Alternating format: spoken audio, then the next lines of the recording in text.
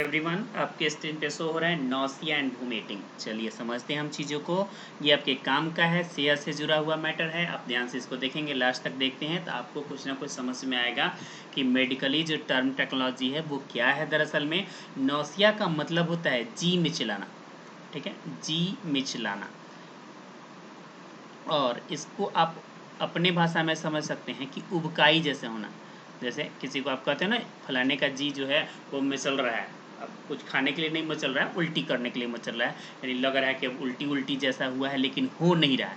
यानी एक वर्ड में इसको कहें तो हम उबकाई आना कह सकते हैं। उबकाई जम्हाई दूसरा होता है, ये उबकाई दूसरा होता है, ठीक है। जैसे लगता है कि अब वो कर देगा तब वो कर देगा एकदम, ठीक है। उसके बाद है वोमिटिंग, और वोमिटिंग का मतलब होता है उल्टी होना, यानी एक्सपेल करना। जो कुछ भी खाना खाया है वो, चाहे वो डाइजेस्टेड है चाहे अनडाइजेस्टेड है, अगर वो बाहर आ रहा है तो उसको ही हम क्या कहेंगे, वोमिटिंग कहेंगे। आइए इसका डेफिनेशन भी देखते हैं क्या लिखा हुआ है। डेफिनेशन कहता है कि nausea and vomiting could be a part of a stomach related problem like gastric or obstruction, and these can also be non-specific features of any systematic illness। यानी कह रहा है कि nausea और vomiting जो है या हो सकता है या होना चाहिए, ये एक पार्ट है किसका, तो स्टोमक रिलेटेड प्रॉब्लम, यानी पेट से संबंधित प्रॉब्लम की, जैसे कि गैस्ट्रिक है यानी गैस बन रहा है, ठीक है। ऑब्स्ट्रक्शन हो रहा है, यानी ऑब्स्ट्रक्शन का मतलब होता है कि अतड़ी पे अतड़ी चढ़ना, या ऐसे भी कह सकते हैं कि भोजन का नहीं पचना, या कहीं ऐसे जगह इकट्ठा हो जाना इंटेस्टाइनल में, उसको हम ऑब्स्ट्रक्शन कहते हैं। ऑब्स्ट्रक्ट का मतलब होता है कहीं ना कहीं जाम हो जाना। आम भाषा में हम अगर शब्दों का मतलब समझें तो ऑब्स्ट्रक्शन का मतलब होता है जाम हो जाना।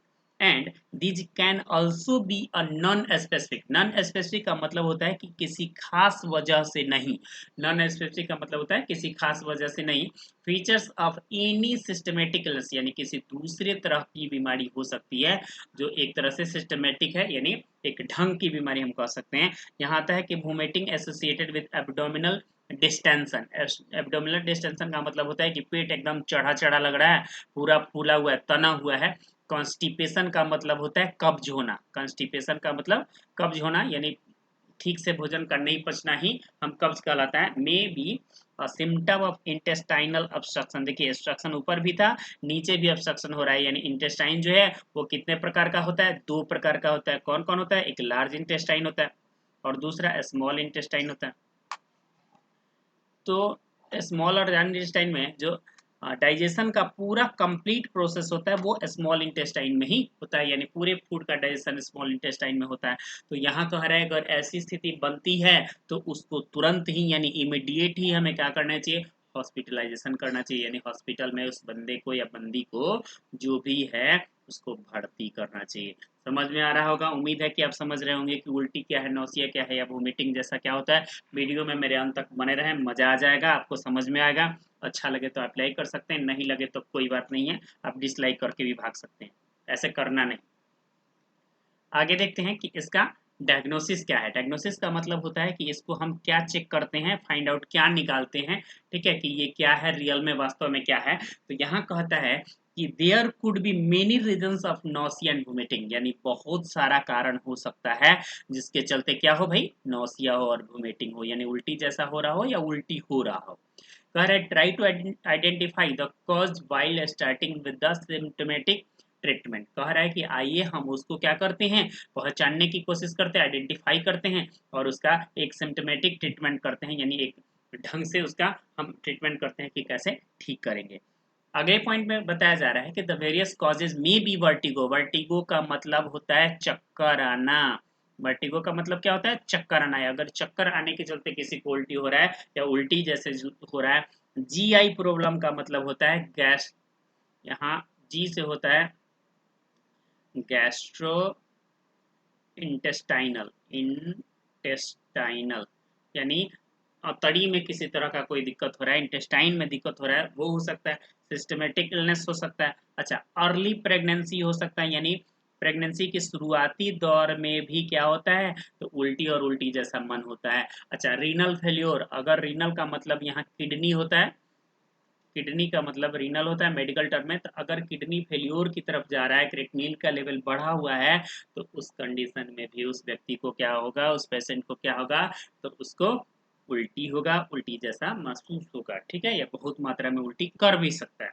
आगे चलते हैं तो आगे पॉइंट जो लिखा हुआ है कहता है कि आस्क द पेशेंट, मरीज से क्या करना है, पूछना है कि ask the patient if vomiting is associated with, अगर वोमिटिंग किसके साथ है, नौसिया के साथ है यानी मिचली के साथ है, जी मिचलाने के साथ है, एब्डोमिनल पेन है यानी पेट में दर्द हो रहा है, डायरिया है यानी मुंह पेट चल रहा है डायरिया, ठीक है, फूड इनटेक, भोजन खाने के चलते हुआ है, कुछ उल्टा पुल्टा खा लिया हो, ज्यादा टायर फटे ट्यूर फटे पूरा धक्का दबा लिया, कोई अच्छा खाना मिला तो उसके चलते हो रहा है, या सर्टेन ड्रग्स किसी खास तरह की दवा ली हुई है जिसके चलते ऐसा हो रहा है, तो हमें पेशेंट से जानना होता है कि भैया रीजन क्या है, इस तरह का जो ये खेल चल रहा है इस खेल का मुख्य रीजन क्या है, ये जानने होते हैं। आगे देखिए अब इसका फार्माकोलॉजिकल जो ट्रीटमेंट है उस पर हम बात करते हैं कि इसकी दवा क्या हो सकती है और किस कंडीशन में हमें कौन सी दवा देनी चाहिए। एक सही ढंग का ट्रीटमेंट है, ठीक है, ये अच्छे राइटर का लिखा हुआ बुक बेस्ड आपको यहाँ पे नॉलेज दिया जा रहा है, ठीक है। आगे आते हैं, यहाँ फार्माकोलॉजिकल में आप क्या पढ़ रहे हो ये समझ आते हैं हम आपको। फार्माकोलॉजिकल का मतलब होता है कि इसमें हम मेडिसिन क्या देने वाले हैं।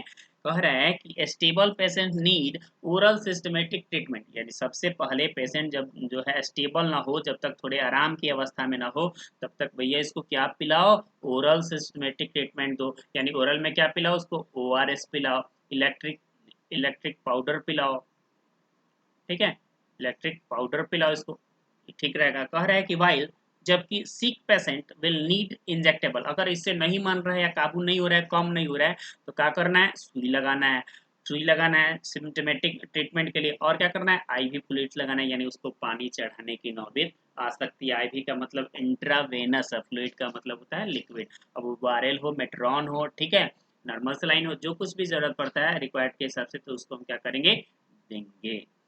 आगे है कि hospitalize the patient to give intravenous fluid in case of the dehydration, अगर डिहाइड्रेशन हो गया है, डिहाइड्रेशन का मतलब होता है कि किसी कंडीशन में या किसी भी कारण से शरीर में एक नॉर्मल वैल्यू जो वाटर लेवल बना होना चाहिए उससे बहुत कम हो जाना, decreasement of water in our body is known as a dehydration. If any reason, किसी भी कारण से अगर पानी का कमी होता है, ठीक है, वाटर का कमी होता है अगर हमारे बॉडी में, तो उसको हम डिहाइड्रेशन कहते हैं, और उस कंडीशन में हमें इंट्रावेनस फ्लूइड लगाना पड़ता है, यानी हमें RLNS और मेट्रॉन जैसी दवाइयों का इस्तेमाल करना पड़ता है ताकि व्यक्ति डिहाइड्रेट ना हो। आगे है कि start oral fluids as soon as patient can tolerate or even initially in the stable patient, यानी कह रहा है कि शुरुआती में हम क्या करना चाहिए, ओरल फ्लूइड शुरू कर देना चाहिए, भैया धराधर पियो, जितना पानी शरीर से बाहर जा रहा है उतना शरीर में देना भी जरूरी है। नेक्स्ट कह रहा है कि एडमिनिस्टर अप्रोप्रिएट द एंटी का मतलब होता है जो स्पास्मोटिक का मतलब यानी पेट दर्द जो हो रहा है उसको कम करे, ठीक है, पेट दर्द की दवाओं को देना चाहिए, जैसे कि मेप्टल स्पास आता है, मेप्टल स्पास आता है, ठीक है, एनाफोर्टान आता है, एनाफोर्टान जैसी दवाएं आती है जो पेट दर्द में काम करती है, ठीक है, मेफेजेसिक भी आता है। उसके बाद एनाल्जेसिक में जो साल्जेसिक टाइप की दवाई है, यानी एसिक्लोफेनिक ग्रुप की जो दवाई है, एसिक्लोफेनिक ग्रुप की जो दवाई है, ठीक है, उसको आप दे सकते हो, ठीक है, मेफ्टल स्पास जो है ये दे सकते हैं, ठीक, तो यहाँ एसिक्लोफेनिक ग्रुप की भी दवाई दे सकते हैं जिससे दर्द का होगा आराम पड़ेगा।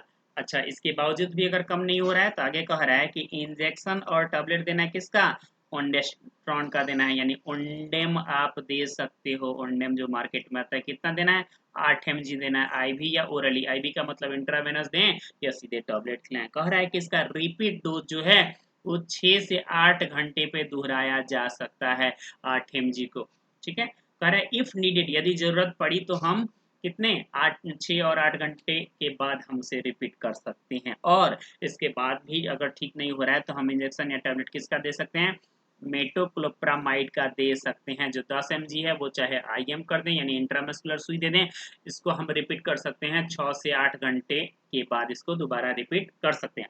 इससे भी नहीं ठीक हो रहा है तो हम डोम्पेरिडोन दे सकते हैं, जिसको पेरिडम के नाम से भी मार्केट में आता है, ठीक है, या पेरिनर में भी पेरिडम है, ठीक है, ये 10 mg 3 बार दे सकते हैं, ठीक है, यानी 3 3 बार रिपीट कर सकते हैं, 3 3 बार करने का मतलब पूरे 24 घंटे में 3 बार 10 mg का डोज दिया जा सकता है। अच्छा, और क्या कर सकते हैं, और कहता है और कंडीशन समझिएगा, कह रहा है कि इन प्रेगनेंसी, अगर ये प्रेगनेंसी के चलते उल्टी हो रहा है तो उस समय हम किसी भी दवा को देने से बचना चाहेंगे कि कोई भी दवा नहीं देना पड़े और ये ठीक हो जाए।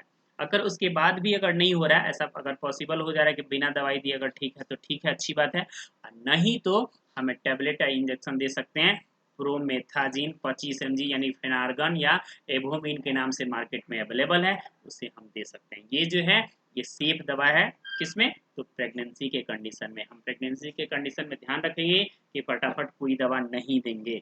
उसके बाद कह रहा है कि if there is history of motion sickness, अगर मोशन सिकनेस का भी हो यानी चक्कर वक्कर भी आ रहा हो, कमजोरी बहुत ज्यादा सुस्ती वगैरह हो रहा है, तो एक टैबलेट जो साइक्लोजीन है 50 mg का, इसको हम 3 बार इस्तेमाल कर सकते हैं।